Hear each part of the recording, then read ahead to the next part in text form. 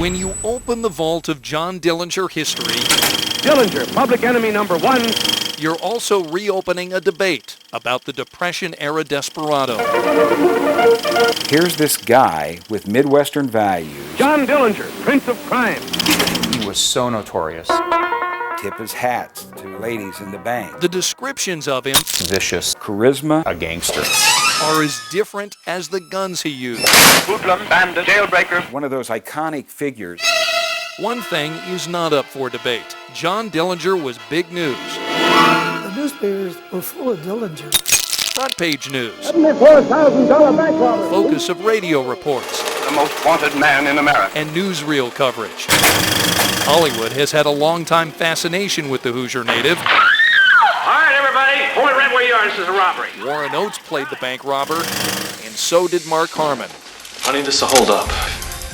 Open the safe. And just last month, Johnny Depp went to Morgan County to consult with a Dillinger relative before filming began on Public Enemies. And I think Johnny Depp is the kind of guy that will capture both the negatives and the positives about John. Jeff Scaff has a vested interest in how Dillinger is portrayed. He is my great uncle. Scaff owns the Mooresville farmhouse where Dillinger grew up before launching a criminal career with his infamous gang that made headlines across the Midwest in the 1930s. Even when police caught him, Dillinger managed to escape. He laughed at the law, and he laughed at death, too. Using a wooden gun to bust out of the Crown Point jail. While he hid from authorities, Dillinger posed for a picture during a family reunion here in Mooresville. Those two guns in his hands are as different as the views that still exist about Dillinger nearly 75 years after his death. Some of the newspapers and that put him up as a Robin Hood, but in East Chicago they didn't feel that way. The biggest disagreement in defining Dillinger centers around this bank robbery. In East Chicago on January 14th. Recreated in the movies. Dillinger shot O'Malley dead. Dillinger became a cop killer who killed one of our people, you know. The cop who was killed was William Patrick O'Malley. O'Malley was married, the father of 3 girls.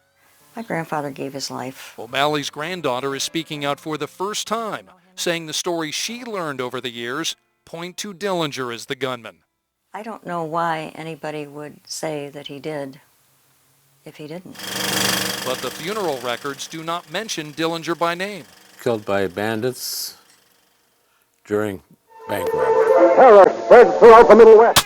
The killer talk was all done by the authorities. They knew they had to muddy him up because he was just too popular. History has its own set of beliefs, and I'm not a historian. I run a convention and visitors bureaus. Spiro Battisteo says he has more than $1 million invested in the Dillinger Museum. We're simply trying to tell a story and how it fit in our community and the greater community. The museum reopened in March after Lake County officials and Dillinger's relative settled a lawsuit out of court. That is to make sure people know that John was not a killer. We've agreed to change that text that it was an alleged murder. John Dillinger was dead. Dillinger's criminal career ended in gunfire with authorities outside the Biograph Theater in Chicago. John Quinn was 13 at the time. It avenged O'Malley's death. These are the pants that Dillinger had on his body the night he was shot dead in Chicago. The museum and the Johnny Depp movie, scheduled for release in 2009, figured to generate new interest in the Hoosier bank robber. He was very stylish. Leaving relatives to define Dillinger. I don't think they had any qualms about shooting anyone. He was a gangster, The crook accused, and in my eyes, a murderer. but never convicted, of killing a policeman. He viewed himself as a professional bank robber. Public enemy number one. Not a killer.